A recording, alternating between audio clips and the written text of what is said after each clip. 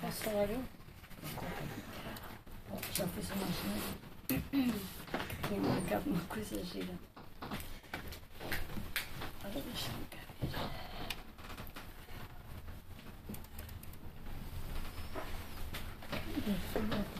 São os académicos. Posso fazer uma nota? Quem deve falar primeiro são os académicos. Isso é muito formal, não será? Oh, isto é uma conversa de café. Ok.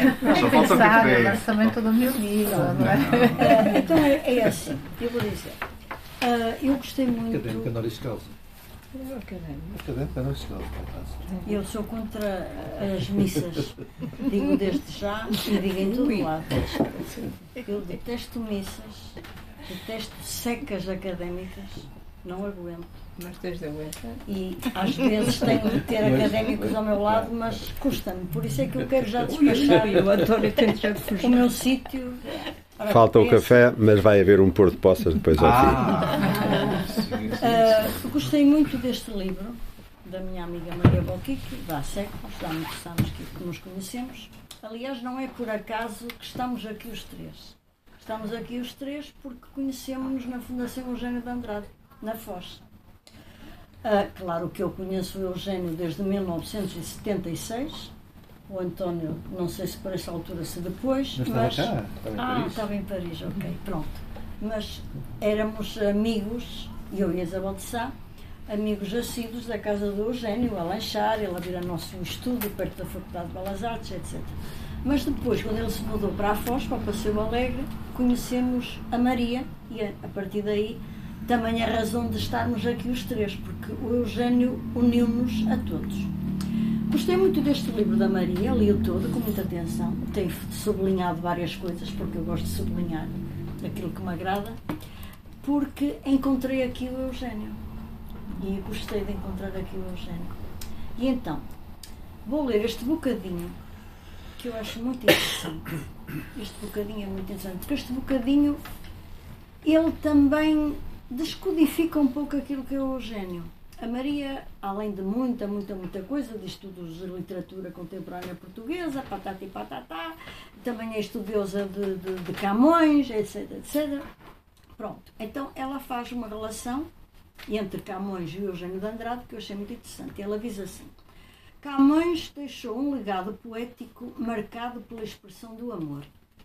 Eugênio de Andrade exalta na sua poesia o desejo e a conexão com a experiência humana. Nada supera a propensão do eu. Todavia, o desejo continua e continuará a servir como mediador entre a solidão e a companhia, sendo o último combustível do conhecimento e a única possibilidade de encontro com o desconhecido. Isto é realmente, digamos, toda a base da poesia do Eugênio de Andrade. A feitura da poesia do Eugênio é realmente isto. Como Roland Barthes observou, ninguém precisa de falar sobre o amor se não for para alguém. Tanto em Camões como em Eugênio se aplica esta observação. E eu gostei muito deste bocadinho que a Maria observou e analisou na poesia do Eugênio. E depois, no livro dela, há uma coisa também muito bonita que, por um lado, até recordou-me, claro, recordou-me e até foi um bocado triste, mas é uma realidade. Este bocadinho do Eugênio, porque quando nós íamos visitar o Eugênio de Andrade, a casa dele, na Rua Duque de Palmela 111, onde até há um poema que fala da Rua Duque de Palmela 111, o Eugênio tinha um passarinho dentro de uma gaiola que se chamava Schubert. E ele dizia: o Schubert, o canto do Schubert. E aquilo era uma maravilha, a gente achava imensa graça, porque era Schubert para aqui, Schubert para lá. Como todos sabem, é um famoso, não é, da música. E então há este bocadinho do Eugênio que diz: o Schubert morreu, vai fazer-me falta. Todas as manhãs acordava com ele a cantar. Era fabuloso, cantava com o corpo todo.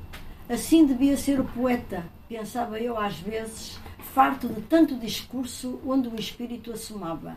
Mas entre homem e pássaros há pelo menos esta diferença. Um pássaro, quando canta, desce vertiginosamente à raiz. O homem, esse, é muito raro, que o ardor das vogais lhe queima a cintura.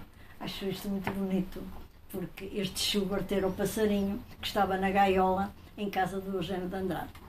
E pronto, e depois já mais dentro do livro, muitas outras coisas interessantes. O que é que eu poderei dizer da poesia do Eugênio, e que está tudo neste livro, muito bem observado.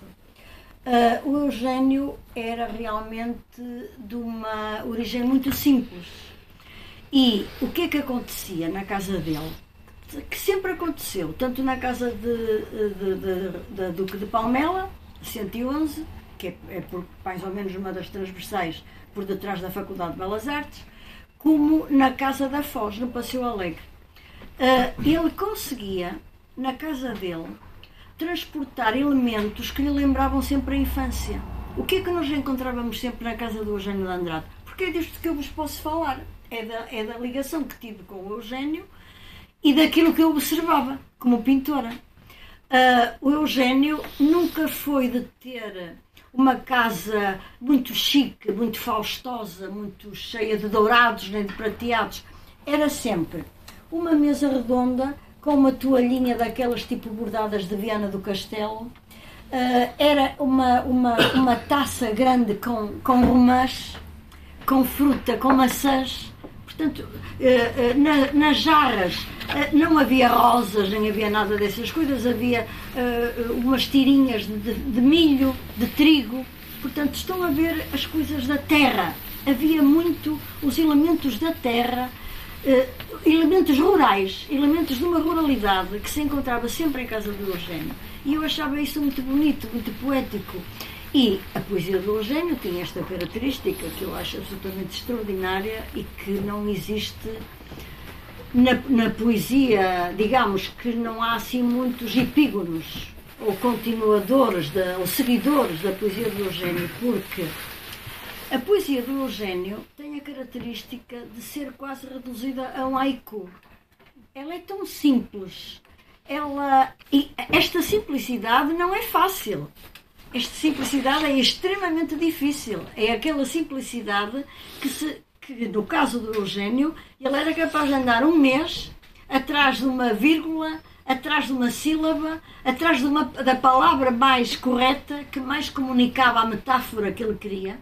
Portanto, é uma poesia metafórica, mas reduzida a uma simplicidade tão linear, quase como uma paisagem, quase como uma linha do horizonte, quase como ver um campo cheio de cardos, de aves, ou ver o mar, compreendem? Era uma poesia muito solar, era isso que existia na poesia do Eugênio e que neste livro todos os exemplos que a Maria foi procurar e relacionar e desconstruir ou comunicar com outros poetas encontra-se neste livro. Também há uma coisa que é importante dizer, eu e a Isabel éramos muito jovens, éramos alunas na Faculdade de Belas Artes, quando conhecemos o Eugênio de Andrade, e o Eugênio era generoso. Há muitas pessoas que têm do Eugênio uma ideia contrária, que dizem que era arrogante, que era nojento, que... ele, por exemplo, de uma vez contou-nos uma coisa interessantíssima, que nós nos fartámos de rir, porque ele já tinha connosco uma vontade muito grande, porque ele achava que nós, como não tínhamos importância nenhuma... Não fazíamos frente ao Eugênio de Andrade, não é? Portanto, éramos alunos na faculdade e apenas apreciávamos a poesia dele. E, portanto, ele às vezes até dava entrevistas para os jornais e dizia assim: "Oh Graça e oh Isabel, o que é que acham desta entrevista? Digam lá, digam a verdade." E ele de uma vez disse de caras: "Olha, desculpa Eugênio, mas vou-lhe dizer uma coisa, acho que é completamente misógino nisto que acabou de afirmar nesta entrevista." Nós dizíamos abertamente aquilo que pensávamos. E ele aceitava tudo. Ele tinha muito respeito, digamos, pela nossa opinião.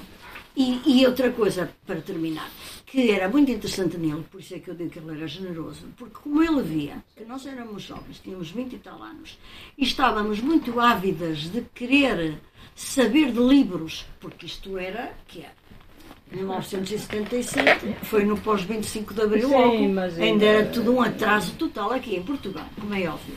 Então ele dava-nos uma lista de livros de do Rilke, do Rimbaud, do Lorca, e nós íamos a correr com a lista à leitura, que agora é um cabeleireiro.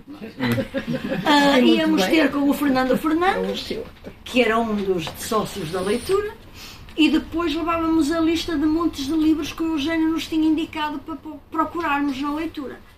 E o empregado olhava para a lista e dizia assim: mas quem é que nos deu esta lista? Completamente espantado. Como é que estavam ali nomes tão importantes que tinham de ser mandados vir ou de França ou daqui ou da colar, porque não havia nada em Portugal, estava ainda tudo no zero total. E pronto, é isto que eu vos posso contar do Eugênio. Obrigada.